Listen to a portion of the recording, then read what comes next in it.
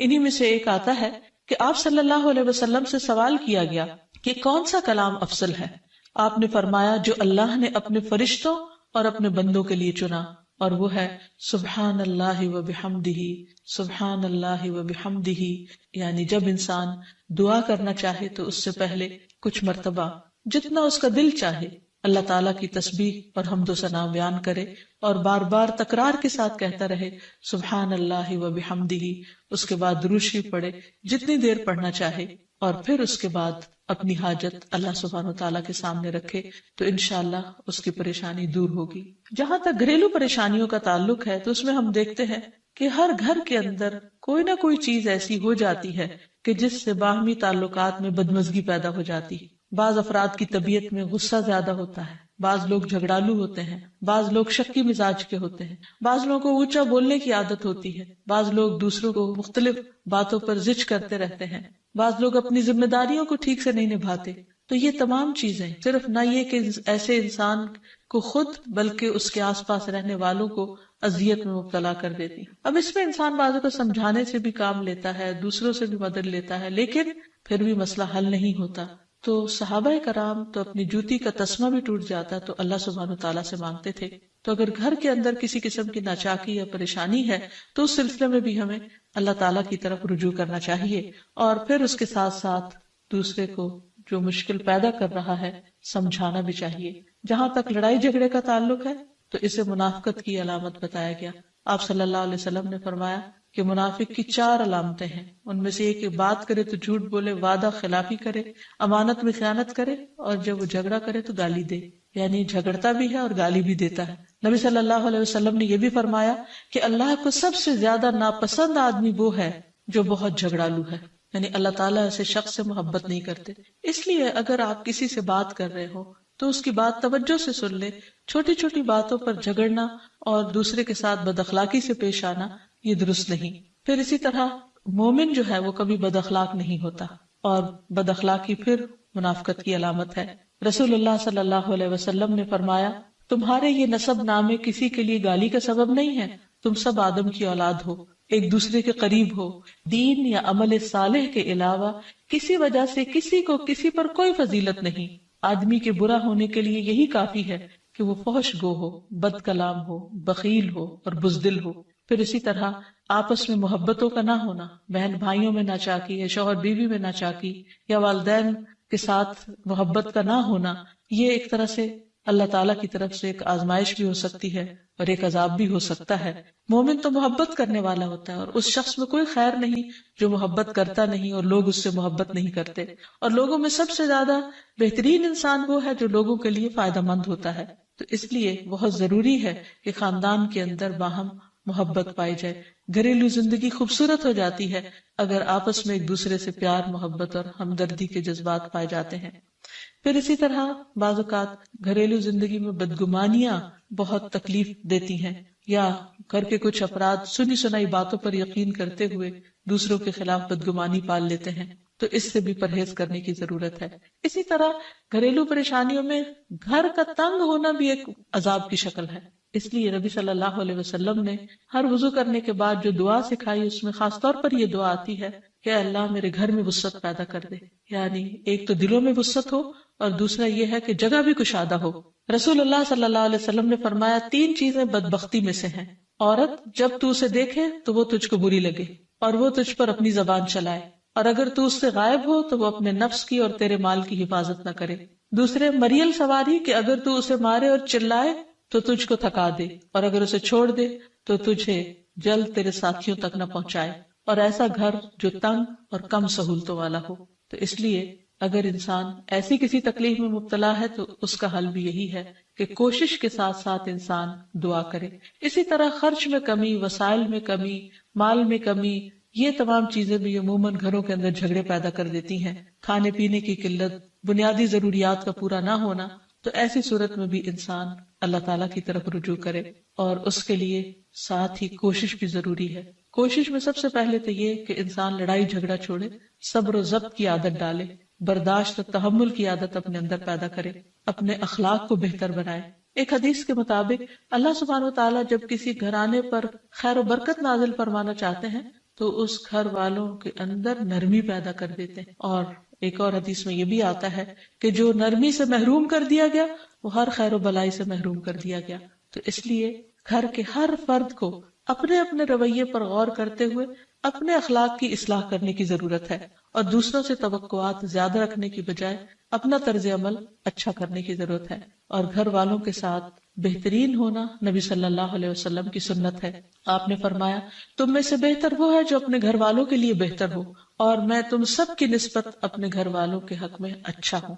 یعنی آپ نے اپنی مثال دی کہ میں سب سے اچھا سلوک اپنے گھر والوں سے کرتا ہوں، تو تمہیں بھی اگر اچھا بننا ہے تو ایسا ہی کرنا ہوگا. پھر اسی طرح گھر والوں کو زیادہ سے زیادہ فائدہ پہنچانا. حسن بصری سے مروی ہے کہ اللہ تعالیٰ کے نزدیک پسندیدہ بندے وہ ہیں جو اپنے اہل و عیال کو سب سے زیادہ نفع دینے والے ہیں. پھر اسی طرح پیار و محبت سے رہنا. اگر لڑائی جھگڑا ہو بھی جائے یا کوئی غلط فہمی پیدا بھی ہو جائے تو اس وقت خاموشی اختیار کر لینا، مناسب وقت کا انتظار کر کے اس غلط فہمی کو دور کرنا ضروری ہے. پھر اسی طرح اللہ سبحانہ وتعالیٰ نے گھریلو زندگی کو خوشگوار بنانے کے لیے جو بہترین ہدایت ہمیں قرآن مجید میں دی ہے وہ ہے عفو درگزر سے کام لینا. اللہ تعالیٰ فرماتے ہیں اے لوگو جو ایمان لائے ہو، بے شک تمہاری بیویوں اور تمہارے بچوں میں سے بعض تمہارے دشمن ہیں، سو ان سے ہوشیار رہو، اور اگر تم معاف کرو اور درگزر کرو اور بخش دو تو بے شک اللہ بے حد بخشنے والا نہایت رحم فرمانے والا ہے. تمہارے مال اور تمہاری اولاد تو محض ایک آزمائش ہے، اور جو اللہ کے پاس ہے وہ بہت بڑا اجر ہے. واللہ عندہ اجر عظیم، اور جو اللہ ہے اسی کے پاس بہت بڑا اجر ہے. یعنی انسان کو بعض اوقات اپنی ہی بیوی یا بیوی کو اپنے ہی شوہر سے اور بعض اوقات اپنے ہی بچوں سے یا اپنے ہی والدین سے دشمنی کا اندیشہ ہو سکتا ہے، اور وہ ایک دوسرے کے لیے مصیبت اور بلا ہو سکتے ہیں. لیکن ایسی صورت میں بھی انسان کا گزارا نہیں ہو سکتا جب تک ایک دوسرے کو معاف نہ کرے. زندگی کی گاڑی نہیں چل سکتی جب تک انسان دوسروں کے قصور اور غلطیاں ان سے درگزر نہ کرے. کیونکہ ہر انسان کبھی غصے کی وجہ سے، کبھی جہالت کی وجہ سے، کبھی جلد بازی کی وجہ سے، کبھی لوگوں کے اکسانے پر اپنے پیاروں کے ساتھ زیادتیاں کر جاتا ہے. تو ایسی صورت میں انسان اگر چاہتا ہے کہ اس کی زندگی خوشگوار ہو تو اسے معاف کرتے رہنا چاہیے. نبی صلی اللہ علیہ وسلم کے اخلاق کے بارے میں جب پوچھا گیا تو حضرت عائشہ کہتی ہیں کہ آپ تان و تشنیع کرنے والے نہ تھے، یعنی تانے نہیں دیتے تھے، یعنی اگر کسی سے غلطی ہو جاتی تو اسے بار بار یاد نہیں کراتے تھے، فحش کام نہیں کرتے تھے، بازاروں میں چیخنے والے اور برائی کا بدلہ برائی سے دینے والے نہ تھے، بلکہ معاف کرنے والے اور درگزر کرنے والے تھے. اور حقیقت یہ ہے کہ جو جس کے جتنا قریب ہوتا ہے، جیسے گھر والے ہیں، اس کی غلطیاں اور اس کی کمزوریاں زیادہ سامنے آتی ہیں، اور پھر وہ ریپیٹڈلی سامنے آتی ہیں، بار بار سامنے آتی ہیں. تو ایسی صورت میں معاف کرنا بھی مشکل لگتا ہے، لیکن پھر بھی معاف کیے بغیر گزارا نہیں. پھر اسی طرح یہ ہے کہ انسان اگر ہمیشہ دوسروں کا حق ادا کرنے کی فکر کرے تو اس سے بھی بہت سے جھگڑے ختم ہو جاتے ہیں. شوہر اگر بیوی کو حق دینے والا ہو، بیوی خوشی سے شوہر کا حق دینے والی ہو، بہن بھائی ایک دوسرے کے اوپر قربانی کرنے والے ہوں، ایثار کرنے والے ہوں، تو ایسی صورت میں گھر کا ماحول بہت خوشگوار ہو سکتا ہے. عورت کے بارے میں فرمایا نبی صلی اللہ علیہ وسلم نے کہ عورت اس وقت تک ایمان کی حلاوت نہیں پا سکتی جب تک کہ وہ اپنے شوہر کا حق ادا نہیں کرتی. اسی طرح شوہر کے لیے نبی صلی اللہ علیہ وسلم کا یہ اسوہ حسنہ بہترین ہے کہ آپ صلی اللہ علیہ وسلم اپنے گھر ہوتے ہوئے اپنے گھر والوں کے کام کاج میں ہاتھ بٹایا کرتے تھے، ان کی خدمت کیا کرتے تھے. جب نماز کا وقت ہوتا تو فوراً نماز کے لیے تشریف لے جاتے. آپ اپنے چھوٹے چھوٹے کام خود کر لیا کرتے تھے. یعنی اس سے بھی یہ پتہ چلتا ہے کہ خوشگوار گھریلو تعلقات میں دوسرے پر بوجھ نہ بننا ایک بہت اہم نقطہ ہے، کیونکہ اگر ہر انسان اپنی ذمہ داری خود لے لے تو دوسروں کے لیے وہ خوشگوار ہو جاتا ہے. پھر اسی طرح گھر والوں کو اگر کوئی غم، تکلیف یا پریشانی ہو تو اس موقع پر اپنے اختلافات کو بھول کر ان کی مدد کرنا، ان کی کیئر کرنا اور ان کی دلجوئی کرنا یہ بھی بہت ضروری ہے. اور حد الوسع گھر کا ماحول خوشگوار رکھنا چاہیے، ایک دوسرے کا احساس کرتے ہوئے اور ایک دوسرے کے کاموں میں عیب نہ نکالتے ہوئے اور ایک دوسرے کو اپریشیٹ کرتے ہوئے، ایک دوسرے کی اچھی خوبیوں کو اور اچھی باتوں کی تعریف کرتے ہوئے، اور اسی طرح بعض اوقات اپنی خواہشات کو پیچھے کرتے ہوئے. کیونکہ اگر ہر انسان یہ چاہے کہ زندگی اس کے مطابق، کیونکہ اگر ہر انسان یہ چاہتا ہو کہ ہر کام گھر میں اس کی مرضی کے مطابق ہو تو یہ ممکن نہیں. بہت سے گھروں میں ساس بہو کا جھگڑا کس بنا پر ہوتا ہے، یا آپس میں قریبی رشتوں کا جھگڑا اور فتنہ فساد کس وجہ سے ہوتا ہے؟ کیونکہ ہر شخص یہ چاہتا ہے کہ گھر کا نظام اس کی مرضی کے مطابق ہو، حالانکہ ایسا ہونا ممکن نہیں۔ تو اس لیے ہر انسان کو اپنی رائے بھی دینی چاہیے، لیکن دوسروں کی رائے کا بھی احترام کرنا چاہیے، اپنی ضرورت بھی پوری کرنی چاہیے، لیکن اس کے ساتھ ساتھ دوسروں کی ضروریات کا بھی خیال کرنا چاہیے۔ پھر اسی طرح بہت سے معاملات میں قناعت اختیار کرنی چاہیے، کیونکہ یہ زندگی بذات خود ایک امتحان ہے، اور اصل عیش و عشرت کی جگہ جنت ہے، دنیا نہیں، یا دنیا کا گھر نہیں۔ تو اس لیے ضروری ہے کہ مشکل حالات میں انسان اپنے عزیزوں کا، پیاروں کا، گھر والوں کا ساتھ دے، ان کی مدد کرے۔ مثلا شوہر کے اگر معاشی حالات تنگ ہیں تو بیوی ناجائز مطالبات نہ کرے، اسی طرح اگر بیوی بیمار ہے تو شوہر اس سے بہت زیادہ گھر کے کام کا مطالبہ نہ کرے۔ تو ایک دوسرے کے حالات کی رعایت کرتے ہوئے اگر انسان ایک دوسرے سے توقعات رکھے تو اس سے بھی حالات بہت خوشگوار ہو سکتے ہیں۔ اور پھر یہ کہ ہمیشہ دوسروں کی چھوٹی چھوٹی ایفرٹ پر ان کے لیے شکر گزاری کے جذبات ہونے چاہیے۔ مثلاً اگر کوئی آپ کو گھر میں پانی پلا دے تو آپ اس پر بھی شکریہ بولیں۔ ہم عام طور پر اگر گھر سے باہر کہیں ہوتے ہیں اور کوئی ہمارے ساتھ تھوڑے سا بھی احسان کا معاملہ کرے تو ہم اس کے احسان کو مانتے ہیں، لیکن گھر والوں کا احسان ماننا ایک مشکل کام لگتا ہے۔ تو اس لیے اگر ہم چاہتے ہیں کہ گھریلو زندگی خوشگوار ہو تو اس میں گھر والوں کے احسان کو بھی ماننا ضروری ہے۔ اور پھر چھوٹی چھوٹی اذیتوں کو بہت مینشن نہیں کرنا چاہیے، ان کا ذکر نہیں کرنا چاہیے، ان پر صبر کرنا چاہیے۔ تو جو شخص شکر اور صبر سے کام لیتا ہے اس کی زندگی لازماً خوشگوار ہوتی ہے۔ لیکن اس کے باوجود بھی اگر گھریلو زندگی میں تنگی ہو، تکلیف ہو، آپس کی ناچاکی ہو، دشمنی ہو، پریشانی ہو، بہت بے چینی ہو، تو پھر اللہ سبحانہ وتعالی ہی کی طرف رجوع کرنا چاہیے، کیونکہ قرآن مجید میں آتا ہے وَإِن يُرِدْكَ بِخَيْرٍ فَلَا رَادَّ لِفَضْلِهِ يُصِيبُ بِهِ مَن يَشَاءُ مِنْ عِبَادِهِ وَهُوَ الْغَفُورُ الرَّحِيمُ۔ اور اگر اللہ تمہیں کوئی تکلیف پہنچانا چاہے تو اس کے سوا کوئی اسے دور کرنے والا نہیں، اور تجھ سے کوئی بھلائی کرنا چاہے تو کوئی اسے ٹالنے والا نہیں۔ وہ اپنے بندوں میں سے جسے چاہے فضل سے نوازتا ہے، اور وہ بخشنے والا اور رحم کرنے والا ہے۔ تو اس لیے چھوٹی چھوٹی تکلیفوں پر بھی فوراً اللہ کا ذکر، اللہ کی یاد، اللہ کی تسبیح انسان کے دل کو سکون بخشتے۔ اور نبی صلی اللہ علیہ وسلم نے خصوصاً اپنی پیاری بیٹی فاطمہ رضی اللہ تعالی عنہا کو جب وہ گھر کے کام کاج کر کے تھک جاتی تھی، کیونکہ اپنے ہاتھ سے چکی پیستی، اپنے ہاتھ سے آٹا گوندتی، اپنے ہاتھ سے اپنے گھر کے کام کاج کرتی، بچوں کو لک آفٹر کرتی، تو بہت تھک جاتی تھی، اور اسی تھکاوٹ کی وجہ سے انہوں نے ایک دفعہ نبی صلی اللہ علیہ وسلم کے پاس جب کچھ قیدی آئے تو خادم کا مطالبہ کیا، لیکن آپ صلی اللہ علیہ وسلم نے ان کو خادم دینے کی بجائے یہ تسبیحات سکھائی، اور فرمایا کہ جب تم اپنے بستر پر جانے لگو تو 33 بار سبحان اللہ، 33 بار الحمدللہ، اور 34 بار اللہ اکبر پڑھ لیا کرو۔ اور اسی لیے یہ تسبیحات فاطمہ کے نام سے بھی معروف ہیں۔ تو رات کو خاص طور پر بستر پر لیٹ کر یہ تسبیحات ضرور پڑھ لینی چاہیے، کیونکہ یہ گھریلو کام کاج کی تھکاوٹ کا بہترین علاج ہے اور خادم کی جگہ کفایت کرنے والی دعائیں ہیں۔ پھر اسی طرح گھر میں وسعت اور کشادگی کی دعا، اللہم اغفر لی ذنبی ووسع لی فی داری وبارک لی فی رزقی، اے اللہ میرے گناہ معاف کر دے، میرے گھر میں وسعت پیدا کر دے اور میرے رزق میں برکت عطا کر دے۔ پھر اسی طرح چھوٹی چھوٹی پریشانیوں کے سلسلے میں، مثلاً بچے کو چوٹ لگ گئی یا اچانک کسی وبائی مرض کا کوئی شکار ہو گیا، تو علاج معالجے کے ساتھ ساتھ دعا کرنا ضروری ہے۔ مثلاً گھر والوں میں سے اچانک کسی کو کوئی ایسی بیماری آ گئی، کوئی سٹروک ہو گیا یا ہارٹ اٹیک ہو گیا، تو سارے گھر والے پینک ہو جاتے ہیں۔ ایسی صورت میں پریشانی کا صرف اظہار کرتے رہنے سے اور غمگین رہنے سے مریض کی مدد نہیں کی جا سکتی، تو اس موقع پر اللہ تعالیٰ سے دعا کرنی چاہیے۔ اور ایک بہت خوبصورت دعا جو نبی صلی اللہ علیہ وسلم نے حضرت اسماء بنت امیس کو سکھائی تھی کہ آپ نے فرمایا، کیا میں تمہیں ایسے کلمات نہ سکھاؤں جن کو تم پریشانی کے وقت پڑھا کرو؟ اور وہ کلمات ہیں اللہ اللہ ربی لا اشرک بہ شیئا، اللہ ہی میرا رب ہے، میں اس کے ساتھ کسی چیز کو شریک نہیں بناتی۔ اور آخر میں یہ کہ گھر والوں کی باہمی محبت اور الفت اور تعلقات کی بہتری کی دعا کرنی چاہیے جو پیارے نبی صلی اللہ علیہ وسلم نے ہمیں سکھائی ہے۔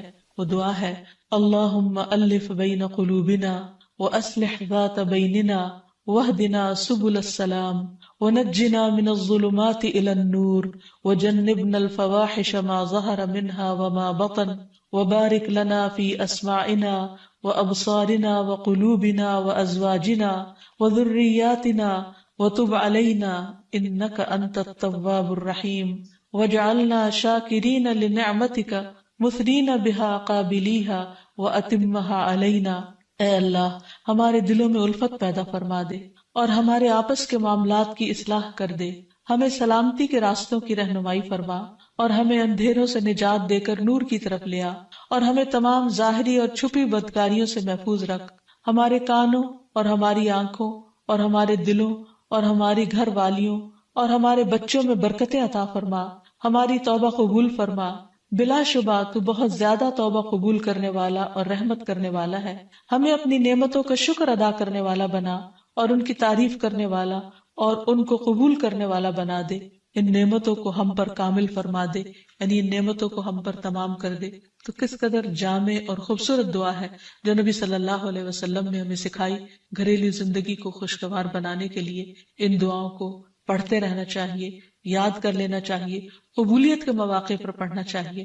اگر زبانی یاد نہ بھی ہو تو دیکھ کر پڑھ لینا چاہیے، اور اگر ان کا ترجمہ نہ آتا ہو تو اردو میں پڑھنے میں بھی کوئی حرج نہیں، لیکن اللہ تعالیٰ سے مانگتے رہیے، کیونکہ ساری مشکلات کا حل صرف۔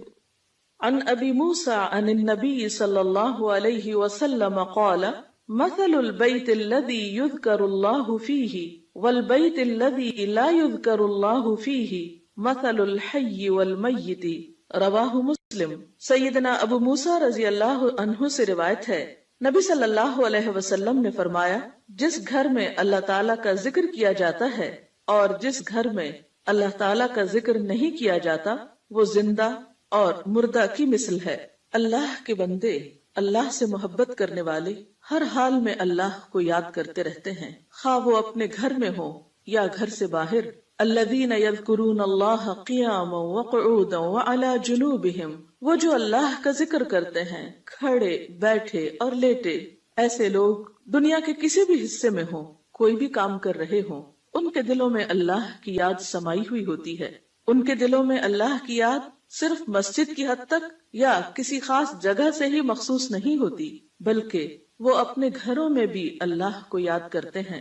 اس حدیث کے مطابق وہ گھر جن میں اللہ کا نام بلند ہوتا ہے، جس میں ذکر کیا جاتا ہے، وہ اس شخص کی طرح ہے جو زندہ ہو۔ اس کی مثال ایک زندہ انسان کی سی ہے۔ اس کے برعکس وہ گھر جس میں اللہ کا نام نہ لیا جاتا ہو، اللہ کا ذکر بلند نہ ہوتا ہو، اس گھر کی مثال ایک مردہ کی سی ہے۔ اور آپ سب جانتے ہیں کہ زندہ اور مردہ برابر نہیں ہوا کرتے۔ لا يستوي الاحیاء ولا الاموات، زندہ اور مردہ برابر نہیں، دونوں میں بہت بڑا فرق ہے۔ اسی طرح ان دو گھروں میں بھی بہت فرق ہے، جن میں سے ایک میں اللہ کی یاد بلند ہو، اللہ کا نام بلند ہو، اور دوسرے وہ جس میں اللہ تعالیٰ کو یاد کرنے والا کوئی نہ ہو۔ قرآن پاک میں اللہ سبحانہ و تعالیٰ کو یاد کرنے والوں کی صفت یہ بتائی گئی ہے کہ رجال لا تلہیہم تجارت ولا بیع عن ذکر اللہ، وہ ایسے لوگ ہیں جنہیں تجارت اور خرید و فروخت اللہ کی یاد سے غافل نہیں کرتی، یعنی عین دنیا کے اندر رہتے ہوئے بھی وہ اللہ کو یاد کرتے رہتے ہیں۔ وَإِقَامِ الصَّلَاةِ وَإِيتَاءِ الزَّكَاةِ، نماز قائم کرنے اور زکوٰۃ کی ادائیگی سے کوئی چیز انہیں منع نہیں کرتی، مانے نہیں ہوتی۔ اور وہ یہ کیوں کرتے ہیں؟ یعنی اللہ کو یاد کیوں کرتے رہتے ہیں اور اپنے فرائض کی ادائیگی میں سرگرم کیوں رہتے ہیں؟ یخافون یوما تتقلب فیہ القلوب والابصار، وہ اس دن سے ڈرتے ہیں جس دن دل اور نگاہیں الٹ پلٹ ہو جائیں گی، یعنی قیامت کا خوف ہے ان کے دل کے اندر، اور اس کے ساتھ ساتھ اللہ کے فضل کے امیدوار بھی ہیں۔ لیجزیہم اللہ احسن ما عملوا ویزیدہم من فضلہ، تاکہ اللہ ان کو بدلہ دے ان کے اچھے اعمال کا جو انہوں نے کیے، اور اپنے فضل سے زیادہ بھی نوازے۔ واللہ یرزق من یشاء بغیر حساب، اور اللہ اپنے رزق میں سے جسے چاہتا ہے بے حساب عطا کر دیتا ہے۔ تو بات یہ ہے کہ جو دل خوف اور امید کے درمیان ہوتے ہیں وہ دل اللہ کی یاد سے معمور ہوتے ہیں، اور جن لوگوں کے دل اللہ کی یاد سے معمور ہوتے ہیں ان کے گھر بھی اللہ کی یاد سے معمور ہوتے ہیں۔ عام طور پر گھروں میں دو طرح سے ذکر ہوتا ہے، ایک انفرادی ذکر اور ایک اجتماعی ذکر۔ انفرادی ذکر میں نماز پڑھنا، قرآن کی تلاوت، اور اسی طرح چلتے پھرتے، اٹھتے بیٹھتے، گھر کے کام کاج کرتے، لیٹتے جاگتے، چلتے پھرتے اللہ کو یاد کرتے رہنا، خصوصاً وہ مسنون اذکار جو رسول اللہ صلی اللہ علیہ وسلم سے وارد ہیں۔ اور دوسری قسم اجتماعی ذکر کی ہے کہ کسی ایک گھر میں مختلف لوگ جمع ہو کر یا اہل خانہ ہی جمع ہو کر اکٹھے بیٹھ کر اللہ کو یاد کریں. اور اس سے مراد کسی خاص قسم کا وظیفے کا ورد ہی نہیں بلکہ اللہ تعالیٰ کی یاد کے مختلف طریقے ہو سکتے ہیں. اللہ تعالیٰ کی معرفت حاصل کرنے، علم سیکھنے اور جاننے کے جو حلقات ہیں وہ بھی اللہ ہی کے ذکر اور اللہ ہی کی یاد کی طرف انسان کو راغب کرتے ہیں. قرآن پاک میں خاص طور پر ازواج مطہرات کو یہ حکم دیا گیا وَاذْكُرْنَ مَا يُتْلَى فِي بُيُوتِكُنَّ مِنْ آيَاتِ اللَّهِ وَالْحِكْمَةِ، اور ذکر کرتی رہو، یاد کرتی رہو جو تمہارے گھروں میں پڑھی جاتی ہیں اللہ کی آیات اور حکمت کی باتیں. یعنی ازواج مطہرات رسول اللہ صلی اللہ علیہ وسلم کے گھر میں قرآن پاک اور حکمت کی باتوں کا ذکر کریں، یعنی انہیں آپس میں بھی سیکھیں سکھائیں اور دوسروں کو سکھانے کا بھی انتظام فرمائیں. تو گویا ذکر کی مجالس سے مراد تسبیحات وغیرہ کرنا بھی ہو سکتا ہے اور علم کی مجالس بھی ہیں، اور خصوصاً ایسے علم کی مجالس جن کے ذریعے انسان کے ایمان میں اضافہ ہو، اللہ تعالیٰ سے تعلق مضبوط ہو. قرآن پاک میں اللہ تعالیٰ نے اہل ایمان کو خصوصی طور پر تنبیہ فرمائی، تلقین فرمائی، یا ایھا الذین آمنوا لا تلہکم اموالکم واولادکم عن ذکر اللہ، اے لوگو جو ایمان لائے ہو، تمہارے مال اور تمہاری اولادیں تمہیں اللہ کے ذکر سے غافل نہ کریں. ومن یفعل ذلک فاولئک هم الخاسرون، اور جو ایسا کریں گے وہی لوگ دراصل خسارہ پانے والے ہیں، نقصان اٹھانے والے ہیں. یعنی گھر میں ہوتے ہوئے انسان دنیا کے کاموں میں مشغول ہو جاتا ہے یا بال بچوں کی محبت میں بعض اوقات اللہ تعالیٰ کی یاد سے غافل ہو جاتا ہے، تو ایسے میں فرمایا کہ لا تلہکم اموالکم و اولادکم عن ذکر اللہ، یہ دنیا کے مال اور یہ تمہارے بال بچے تمہیں اللہ کی یاد نہ بھلائیں. گویا گھر میں ہوتے ہوئے اللہ کو یاد کرتے رہو.